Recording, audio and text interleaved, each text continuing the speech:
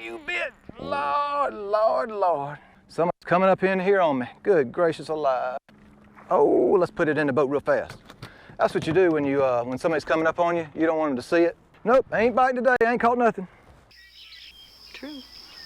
Hey y'all, my name is Chip Gillikin and I appreciate y'all stopping by my channel. I'm on the Alabama Gulf Coast and today I'm doing some crappie fishing. I'm using a double rig, and while these fish are biting, I'm gonna go ahead and try to catch some more, and as I'm going through it, I'm gonna show you everything that I'm using and how I've got it set up. Oh, no you don't. I hope you enjoyed the video and I appreciate y'all joining me. That might be right there at 20 feet. And I'm gonna throw this double rig to them. And we're gonna see which one they prefer. If it might just be one. Okay, here we go. Here he comes. Here he comes. Here he comes. Here he comes. Come on. Oh yeah, I got that fish. Man, that's a nice one. Nice fish. First fish of the day. And it went for the plastic. Oh goodness gracious. Broke my line. That's a nice way to start the day. Broke my line. And I got him on the plastic, even though I've got hair up top. Let's go do that again. All right, there they are. I have switched out my leads, or actually my heads, because I wouldn't get down there near fast enough. Because we're fishing deep, I switched to an 1/8 ounce on the bottom and a 1/16 ounce on the top. So let's see if that helps any. All right, there we go. We got one right there on the first cast. That was nice. First cast. First cast. Lord, Lord, Lord. Come on up in here. Okay. First cast. Oh, guys, did y'all see how fast that fish came off? That's a nice crappie. But let me show you what could have easily happened just then.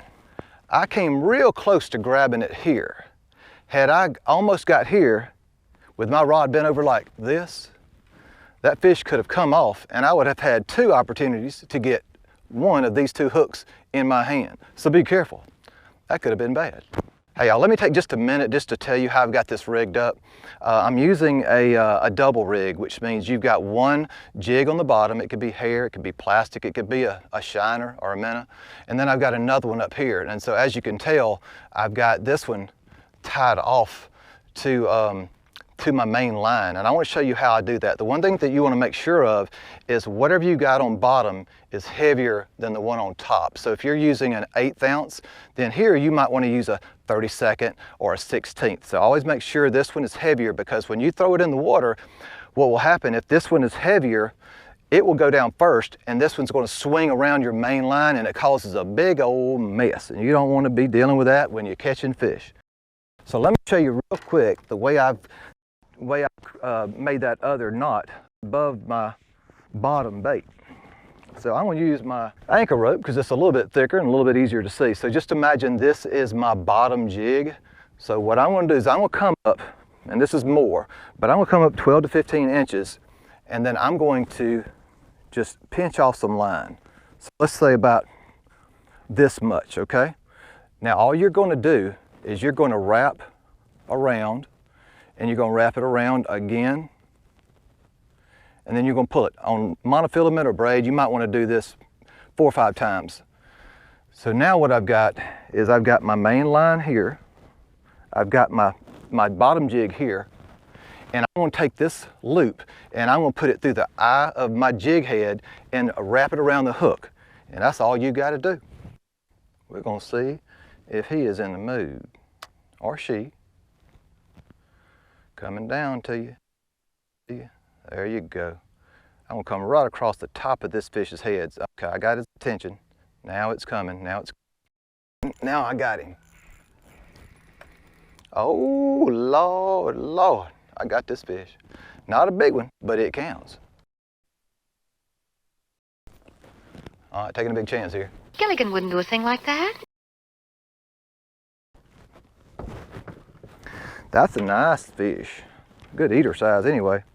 You know, the one thing I've learned about these crappie in the time that I've been using live scope is that they will never, ever Well, I guess there's an exception to the rule, but they will rarely go down and get a bait. They always want to feed up. So whenever you bring it past them, you want to make sure that this bait, let me turn this thing around. You want to make sure this bait is just pretty much coming right by their head. If it's here, hang it up. You've got to bring it just right down the top of their head, because they're going to feed up, because you can see where their eyes are located. They're going to be looking up. So we're going to put this one in the cooler. You know, here's the thing about these double jigs, and I'm going to be honest with you, most of the time, I'd say about 80% of the time, I catch them on the bottom. But there's a lot of times that I've noticed that when I have a split shot here, they will come up and just nip at the split shot or chase the split shot. Well, listen, if I want to have some weight here, I'd just soon have something that's got a hook on it so that maybe they bite it. What is it that Gilligan has that's fabulously valuable that fits in a space like this? Hey guys, I was kind of debating on whether or not to show y'all all this top secret bait, but since we're friends, I'm going to tell y'all what I've got in my tackle box. I've got every color under the rainbow. I got twisty tails, I've got hollow tails, I've got straight tails, I've got every color you can imagine. And they did the exact job they were supposed to. When I walked into that tackle store, I started looking at all those things and I said, Lord, I got to have that one, and I've got to have that one, and I've got to have that one. And most of the time, they stay right in here and they never come out. You know what, this is not that difficult. All you got to do is stay with your basic colors. You know, depending on the clarity of the water, that might dictate a change in the color or the size of your grub. But for the most part, man, stay with your basic colors, your shiner colors, your bone colors, your chartreuse colors, maybe some blacks here and there. You know, these fish, one thing I've learned about them is when they're ready to feed, they will feed, and I don't care what you throw to them. I might put both of them on there, and I probably should take, I'm using a monkey milk, I should probably put it on both ends. But this is a nice sized crappie, nice fish. Oh, wow. What did you use for bait? Hey guys, let me take a quick minute to tell you what I'm using today. Obviously I'm using a couple jigs and nothing special about them. Monkey milk and like a gold color. I'm using a loose spinning reel, very small, inexpensive reel, an ACC crappie stick, 11 feet, and then I've got some Cajun line. So if you're deciding to get into crappie fishing, let me just let you know about one thing. 50, 60, 70 years ago, before my time, you know, if somebody wanted to go catch some crappie, they went to the bait shop, and they had their cane poles hanging off the back of their truck or in their boat, and they went in there and got 3 dozen shiners. And they sat on a treetop or on a stump and caught all the fish they wanted.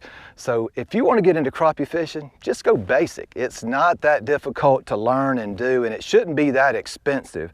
So try it sometime. I think you'll really like it. It's the fish that I enjoy catching the most, and certainly the one I like eating the most. Only one way to find out. Come on, come on, come on. Oh, Lord, that old drags. Where's my bottle? I got to pour water on my line. Lord, he's burning it up. Ooh. What you say about that? I almost got hooked. That'd been great. Whew, man. Patience is a virtue. That is a nice crappie. What you talking about? Nice fish. Ooh, you're gonna go right in the jacuzzi. There's 2. Oh yeah, oh yeah.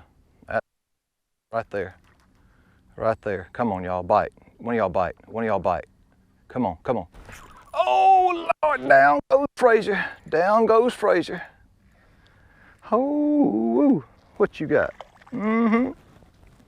Another one on the bottom. And I'm using monkey milk on the bottom. And guys, I'll put a description of everything I'm using in the video. I'm gonna put that one in the box. Let me just check it out first.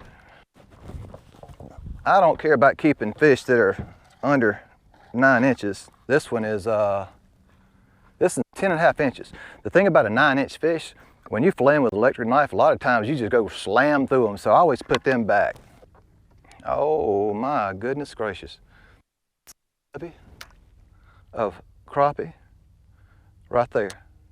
And I'm going to try to catch 2 on the front and 1 on the back. And if I do, I will be playing the lottery tonight. All right, I got that one. Nope, I won't be playing the lottery. Well, he certainly fooled me. Uh-huh. Man, that's a nice one. Oh, Lord, come on up in here. Oh, that's a nice one. Now, there's a good school down there, and I'm going to try to get as many to that school as I possibly can. And I hope they all look just like that. Oh, down goes Frazier. Oh, yeah. Just wallering around down there. Wallering. Uh-huh. Nice fish. Oh. Hey guys, I'm about to call it a day. I had a really good time throwing this double rig. Just make sure the next time you go out and you want to try this, make sure you have a heavier head on the bottom than you do on the top. And you know, one of the things I did want to mention is I love all the comments that people put on the videos. It's pretty cool for somebody from South Alabama to get comments from people in different parts of the country. And one last thing, no matter what island that you're stranded on, I hope that you're surrounded by a lot of good friends.